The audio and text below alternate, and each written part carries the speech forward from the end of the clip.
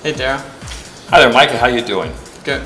I have a few questions for you for Veterans Day. Okay, I'm willing to answer those questions for Veterans Day. Okay. What made you want to join the Army? Well, what happened was that when I was younger, we were very poor, and I joined the military in order for I could support my family when I went in. What was the best thing you got to do in the Army? The best thing I got to do in the Army? Well, I did go to Europe. That was exciting. And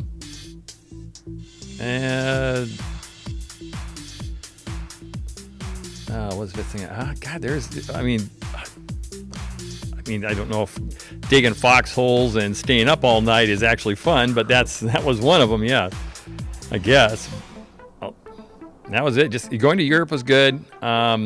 I met a lot of nice people there that were good people, and that was it. Should others think about joining the Army as a career? I don't know if they choose to make it as a career, that's great, but I think everybody should go in. I think it's a great life lesson. A lot of benefits can happen from that. Nowadays, they offer you guys all sorts of college incentives, bonuses. I never had any of that when I was in. It was just, here you go, here's for every $1 you give us, we'll give you $2, and that was no deal there. But for you guys now, you guys are getting full runs on colleges. They pay for everything. So I think it's a great deal for younger people to go into the service now. What rank did you have in the Army? I made it up to E4, which is like a specialist or a corporal.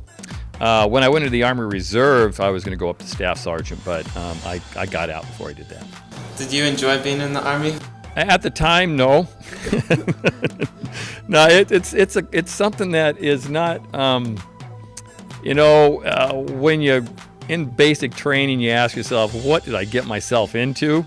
It's hard. It's a challenge for a person. It's you go in and I swear I don't think I ever walked the whole time I was in basic training. It was all running and push-ups. Where were you deployed? I was deployed in Europe. I went there for about 1.5 years, and then I went down to Fort Stewart, Georgia, which I have to tell you is probably the worst place in the world. It's in the middle of a swamp.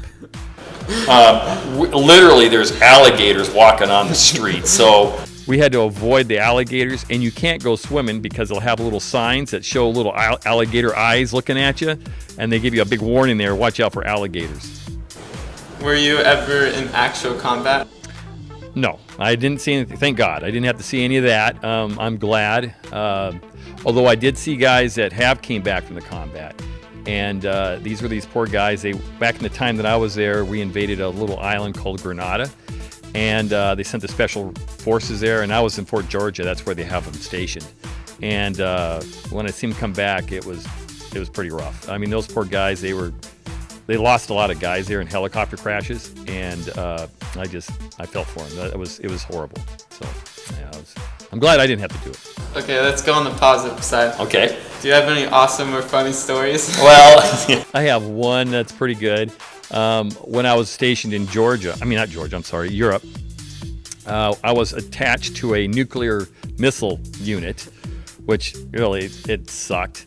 But so we were up on this on this hilltop where they stored all the nuclear weapons, and I was on guard duty, and we call them a roving guard. So I was by myself, and what I would do is that I would travel from one guard post to the next, making sure everybody's okay. And in this post, there was a lot of woods. So when I was walking through those woods, I heard a rustling noise, and there was reports of terrorists in the area. So I thought for sure that's what that was. So I was all gained up and ready to do it. I was ready for it. And all of a sudden, out of the darkness, because it was nighttime, this blob came charging at me and knocked me down. And I said, what is going on here? And and it was this darn deer there beating the crap out of me. And so I was ready to surrender to the darn thing. I was done. I threw down my gun. I said, I'm done. You get it. You win. But he ran off. And later on, I found out it happened to other guys too. And they had a name for that deer. It was called Bambo. This is kind of a weird story here. This is, believe this or not. On that same site, we had stationed there. Everybody gets a rotation time, and we had our time up there. And they were wanted to inspect the nuclear warheads that we had up there because they wanted to use them for training, to get actual training for the guys to put on real warheads. So what happened was, at the time, it was during the Cold War, and the Russians knew we were going to do it. I mean, they figured something was going on. See, well, what are these guys putting real warheads on their missiles for? Is this some type of, what are they planning? What are what's NATO doing? So there's a little bit of a heightened alert going on. So who knows? World War III could have started here. But what happened is the field mice had gotten into the nuclear warheads, dug into the crates, chewed through the crates, and actually nested inside of our nuclear warheads. And so none of them were any good. So we had to cancel our training session because all the missiles weren't any good. So who knows? It could have avoided World War III because of mice. But what happened was it made the Army so mad that we had infantry units that were up there. So they took away their guns and they gave them the Mark 53, a stick. The Army always has to have a name for something, a number for it. So they called them the Mark 56, which was nothing but a stick. And so the infantrymen were running all over the field trying to whack these mice with a stick in order to try to get rid of the mice problem. I don't know if anybody's ever tried to chase a mouse; they're pretty darn fast.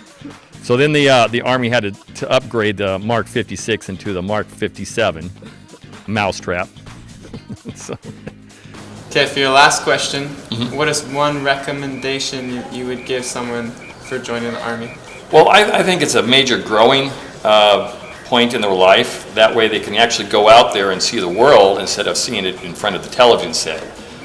You get to meet wonderful people of all races, all religions, and you have a growing. It makes you grow. Your mind is open to what's out there, and you get to go to places where you never thought you'd ever go. So to me, I would definitely recommend it. I believe it is something that is a positive thing. Thanks for your time, Daryll. Thank you, Micah, for having me. Have a nice day. You too.